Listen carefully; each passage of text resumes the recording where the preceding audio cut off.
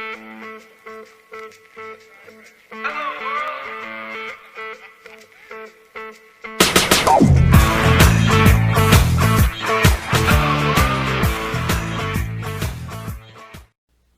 we finally made it. It is game week. Welcome to Sooner Nation, the online podcast of Heartland Sports. No longer with crimsonandcreammachine.com. I will get to that. Welcome, everyone. My name is Matt Hofeld. Starting a brand new podcast season, and we'll have the typical slew of guests that will come on and join us throughout the season. But man, I'm glad to be here, and I'm glad you're here. The biggest question that's been asked of me over this month is why are we not with Crimson and Cream Machine anymore? Well, let me start by saying I love the SB Nation family. I really enjoyed my time at Crimson and Cream Machine. I started that website in 2006, I think. I'm pretty sure it's 2006. I started, yeah, because this will be 10 years. August is 10 years that I started that. But here's the thing. It was time for a change. What SB Nation needed and what I could provide, two different things, time wise and time factors. And I was ready for something new. And honestly, they never came out and said this, but I think SB Nation was ready for something new, a fresh take, a fresh look. And the guys over there have taken over and doing a good job. But we are at Heartland Sports now and couldn't be happier to be where we are, and glad you found us. Or if you haven't found us, jump on over there, heartland-sports.com. Hey, it's time to go. It is time to go. Big 12 football starts this week, starting with Friday night. We'll get into some of the games later on here in the podcast. But here's the question. First question I want to throw out there. First thing I really want to discuss is the conference race. If you listen to the pundits, if you listen to what everyone's saying and all the people that are, quote, important people, they're saying OU and TCU, which as a Sooner fan, you got to be thrilled with that. Now, you got to go to Fort Worth and play TCU early in the season, and that's never an easy task for anybody. But you got to be thrilled with what Oklahoma has returning, both on the offensive and defensive side of the ball, and TCU trying to find a quarterback. I think Kenny Hill's going to work out nicely for them, but there's questions on defense. Then again, Gary Patterson always has an answer for defense. There's questions on the offensive line. TCU is ahead defensively where they are offensively, and I think for Oklahoma it's a little bit vice versa. The Sooners are ahead offensively where they are defensively. You've got Lincoln Riley in his second year, Baker Mayfield in his second year, Samaje Perine in his third year, Joe Mixon in his second year. This is an offense that's going to hum, and I believe it's an offense that's going to potentially set records on the same pace as the 2008 Oklahoma football team did. But my question is, when we talk about the Big 12, are we neglecting Oklahoma State? I know Oklahoma fans, I'm one of them. We don't really like to throw a bone to the Cowboys. But when you look at Oklahoma State, 19 returning starters from a team that went to the Sugar Bowl, you add Barry Sanders Jr. to this mix because that was the Achilles heel for Oklahoma State last year. Two issues that they really struggled with were, number one, stopping the run.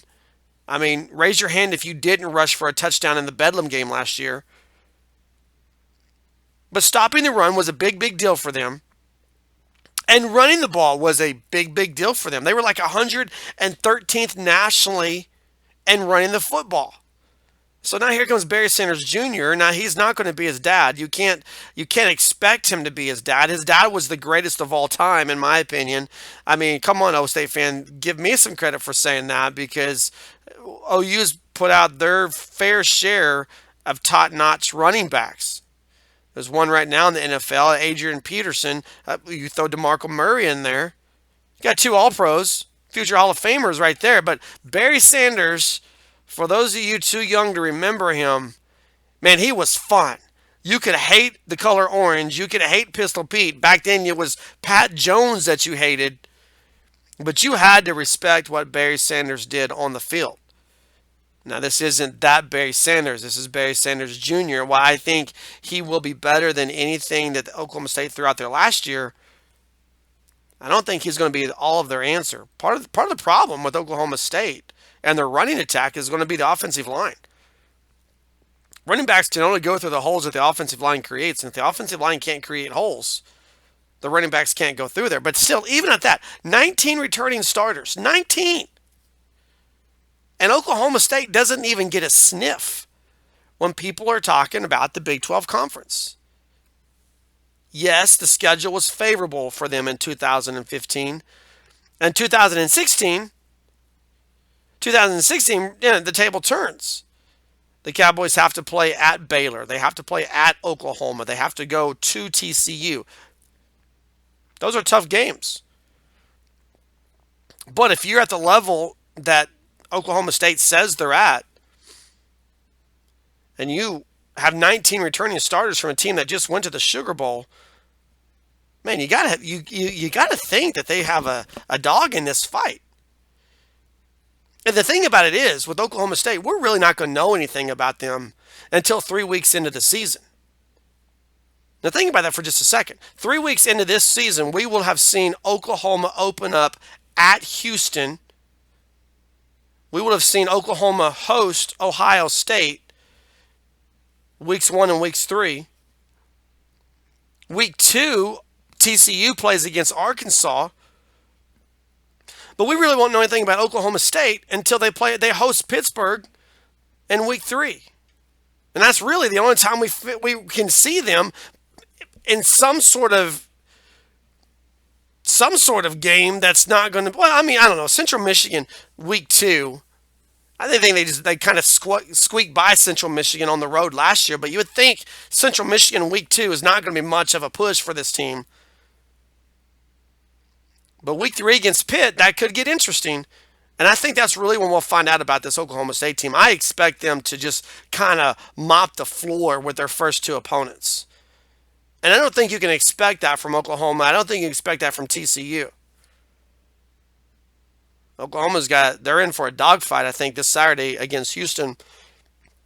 We'll be back later in the week to talk more specifically about that game. I think TCU could have their hands full with Arkansas in week 2. But week 3, that's when we find out about Oklahoma State. So let me know. First question, let me know. Hit us up on Twitter. Hit us up in the comments section. What do you think? Is Oklahoma State, should they be a dark horse contender in the Big 12 Conference? I think yes. I think absolutely they should. So what about Oklahoma? What are we looking for from the Sooners in 2016? I think there's really 3 keys we're going to break down this game against Houston as the week goes on at Heartland Sports. We're going to have a podcast to preview the game later on in the week.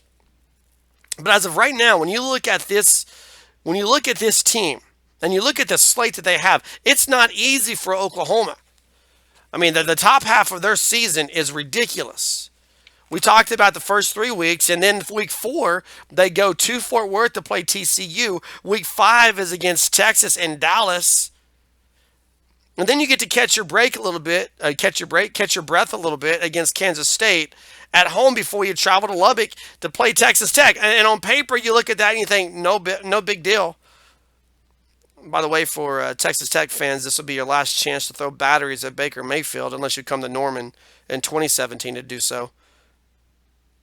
But the back half of the schedule, well, I guess that median portion of the schedule sets up nicely for Oklahoma, but you have to survive that gauntlet of the first 5 games. Well, really, I think the only thing you can say is a give me in those first 5 games is Louisiana Monroe on September 10th.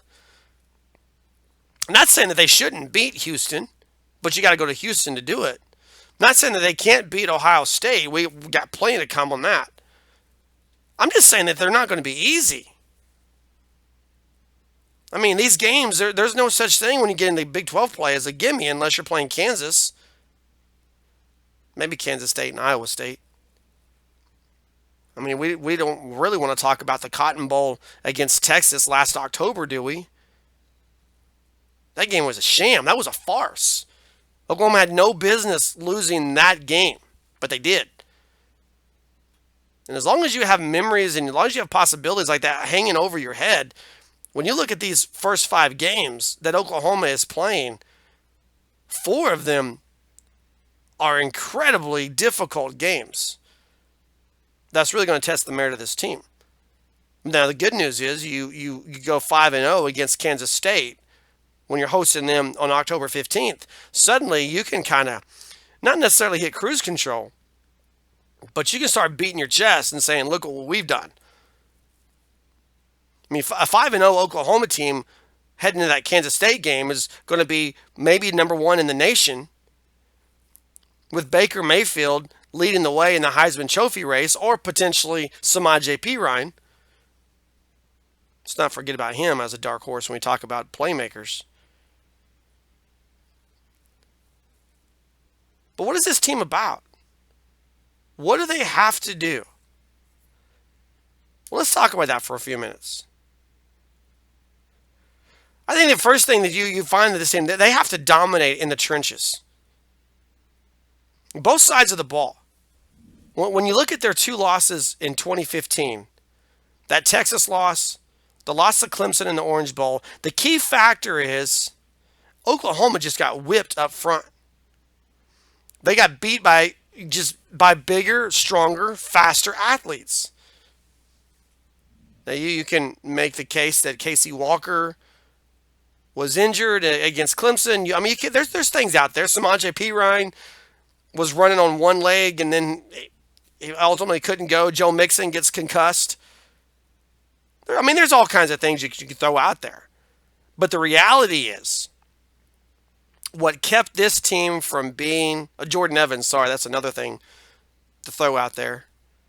What kept this team from being a national championship team last season was the offensive and defensive lines. And now heading into 2016, that's the first thing everyone's going to look at. Now, some teams aren't going to have the ability. I don't think Houston's going to have the ability to push Oklahoma around up front. I really don't. Ohio State will. But Houston's going to test the waters. Houston's going to test the waters. They're going to see what Oklahoma's made of, particularly on the offensive line. You're throwing in some new starters there. But Houston's going to test the waters. I'm saying go left, man. If you're Oklahoma, go left. Big old Orlando Brown, Jonathan Alvarez, most likely going to be there at tackle. Go left. Just run the ball left.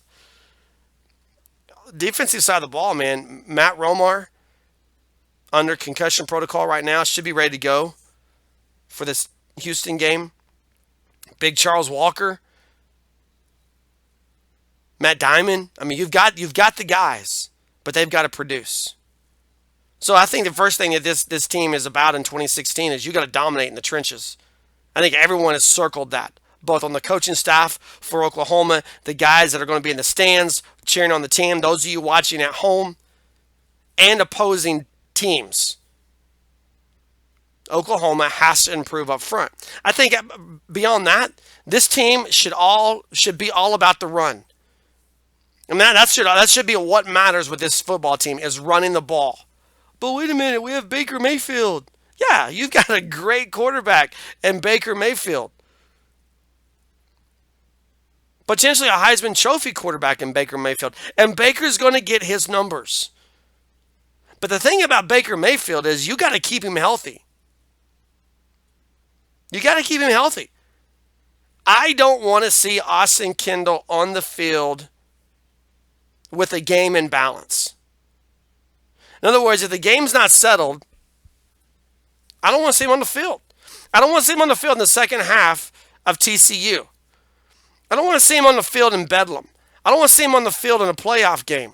I want Baker Mayfield to remain healthy. And the way you do that is you dominate up front and you run the ball. You've got Samaje Perine. You've got Joe Mixon, both of whom could be playing their final season for the University of Oklahoma. We'll get more into that later on through the season.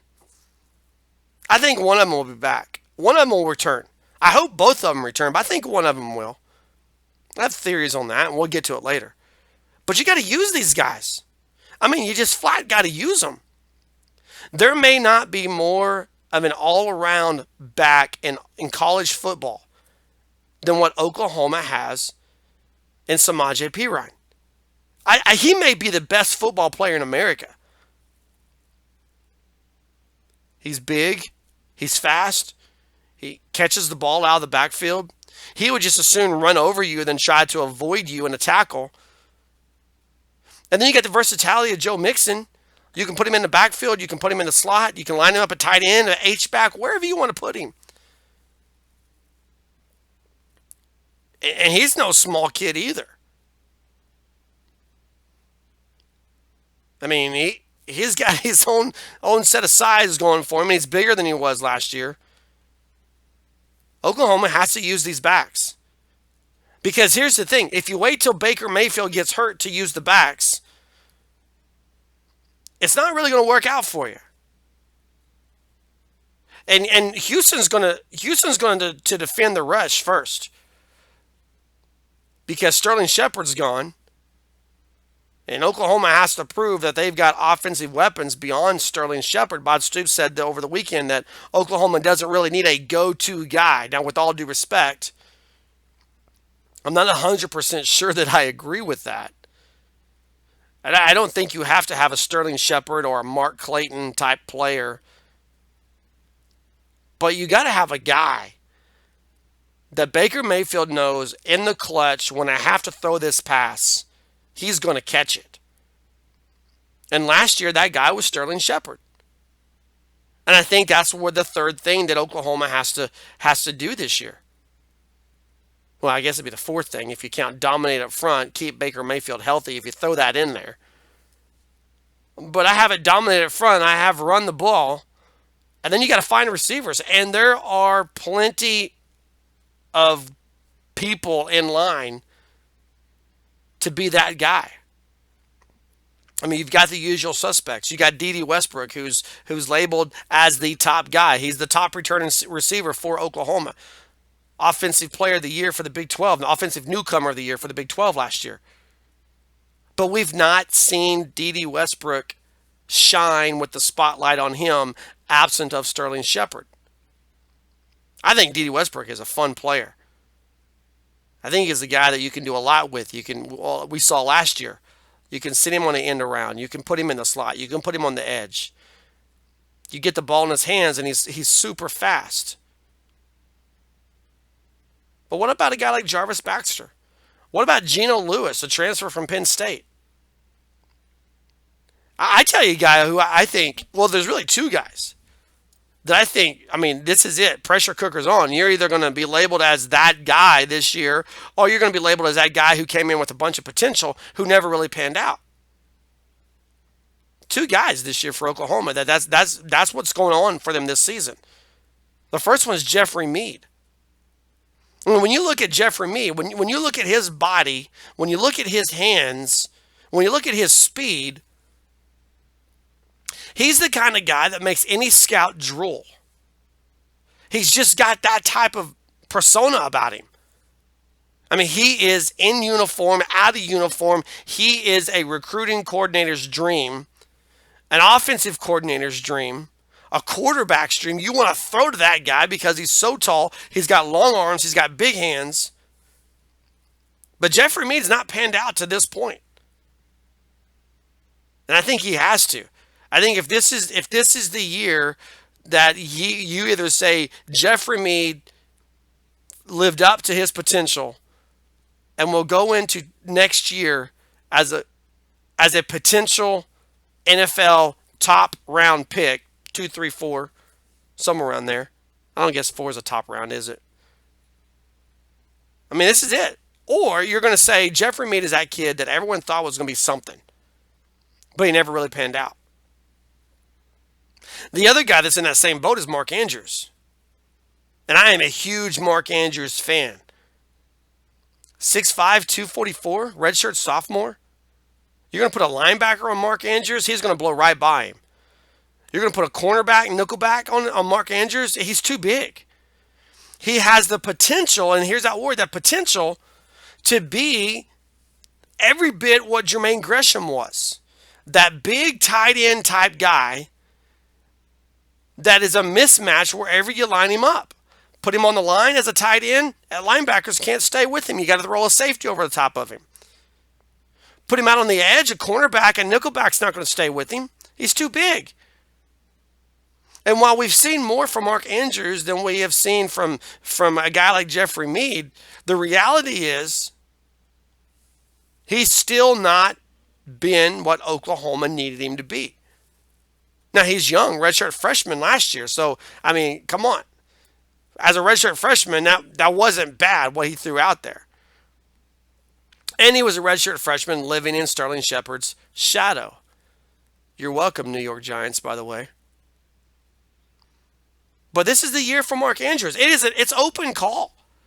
And there's other guys out there. I mean, I listed maybe half of the guys that are available.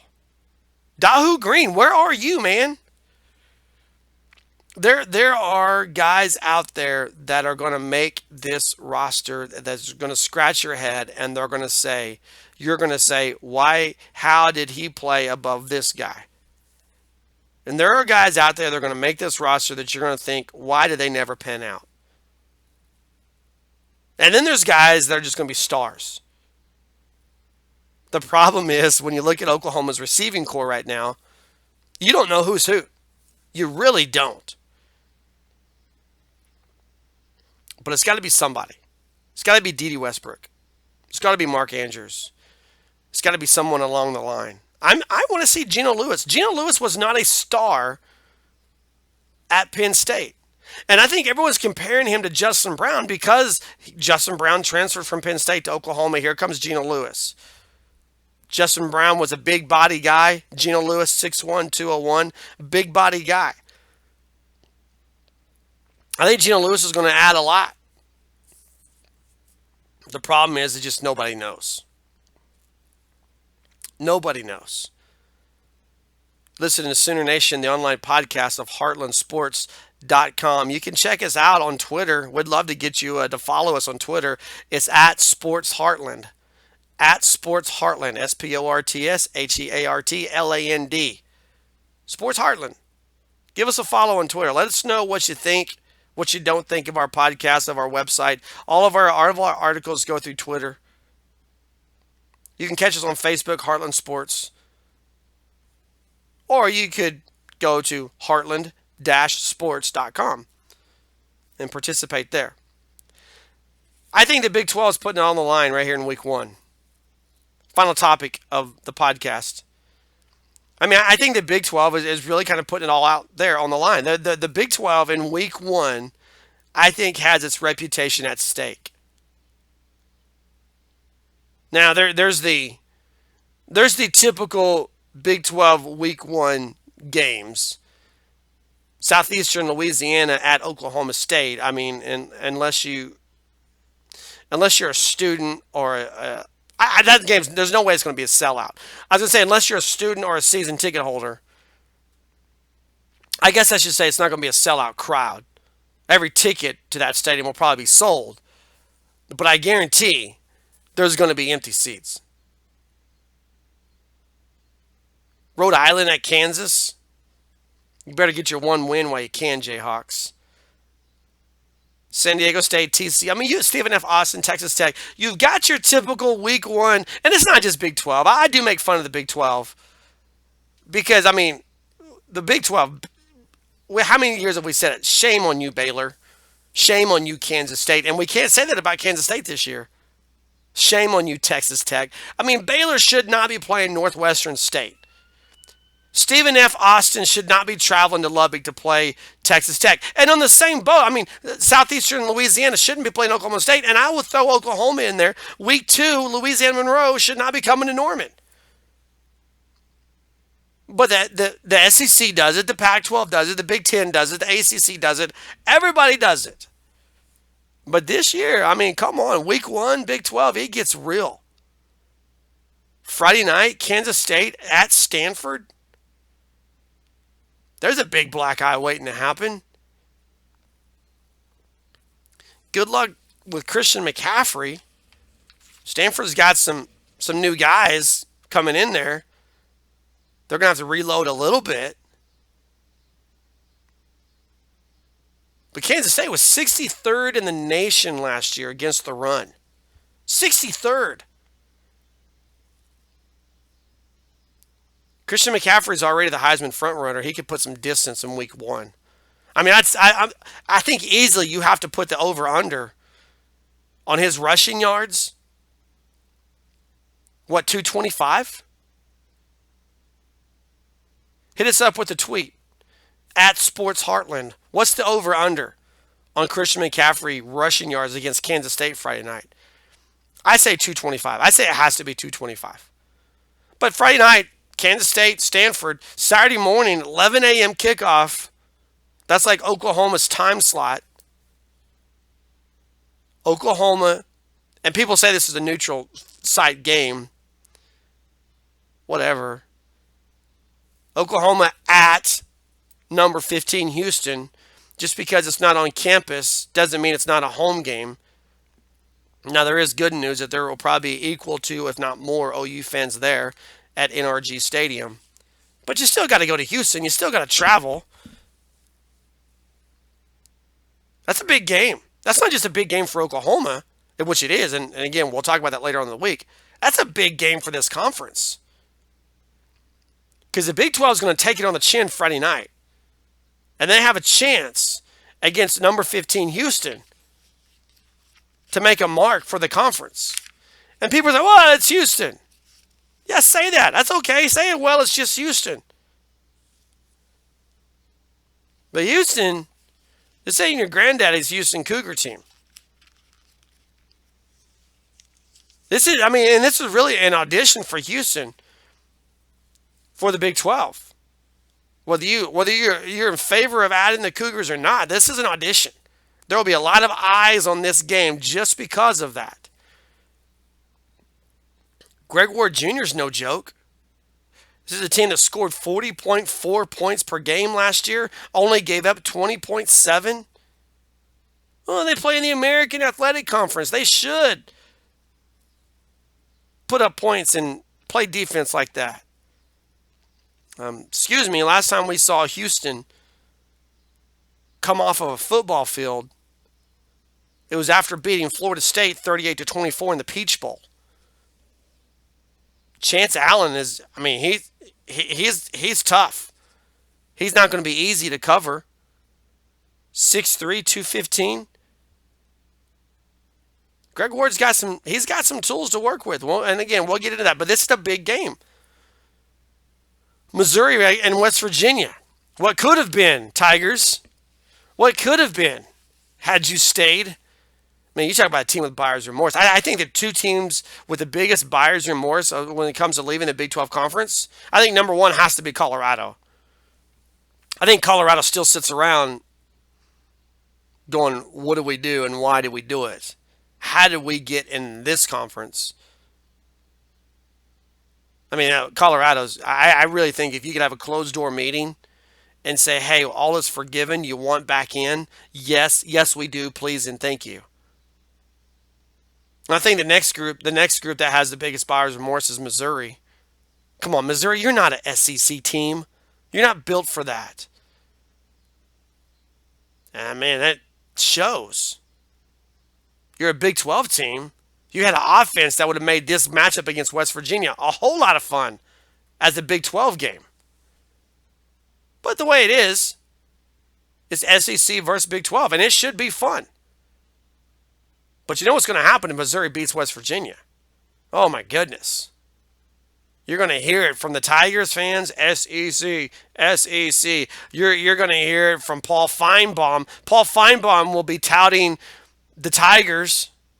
Hold that Tiger. Yeah. How many teams in the SEC are the Tigers? I mean, come on. Whatever. SEC. Missouri, you're just a third-tier Tiger in the SEC. You could have been something better in the Big 12, but whatever. Big game. And then finally, Sunday, number 10, Notre Dame plays Texas. I think there's a couple of coaches on the hot seat in the Big 12. Charlie Strong being the chief of all of them. And again, the Big 12 has the opportunity to start the weekend with a black eye and end the weekend with a black eye. I mean, they may get the black eye against Stanford Friday night and get the bloody nose against Notre Dame on Sunday. This game has to be competitive for Texas. I'm sure it'll be a sellout because it's Notre Dame. My question is, how many people will still be in the stands in the fourth quarter? Texas has to make this game competitive. If Texas can't make this game competitive, I really believe it's the beginning of the end for Charlie Strong. But with games, I mean, the Big 12, Kansas State, Bill Snyder, he's using that Eastern Mississippi Southern Valley State University opponent. Give him props. I know Bill Snyder did not schedule this game against Stanford. It's a game he inherited, and I'm pretty sure he hates the fact that he has to go to California for week one. But at least give him credit for doing it. Same thing with Notre Dame in Texas. I'm pretty sure Charlie Strong would much rather be playing Rice. They'd probably take Stephen F. Austin from Texas Tech if they could. But it's all out there for the Big 12. Week one. What are people going to be saying about the Big 12 reputation after week one? Hit us up and let us know. Thanks for listening, everybody. I'm Matt Hofeld, Heartland Sports, heartland-sports.com. Come check us out. Hit us up in the comments section. Hit us up on Twitter. Let us know what you think. Any questions, any comments, or suggestions to the podcast, we'd love to hear them. Have a great week. Boomer Sooner, everybody.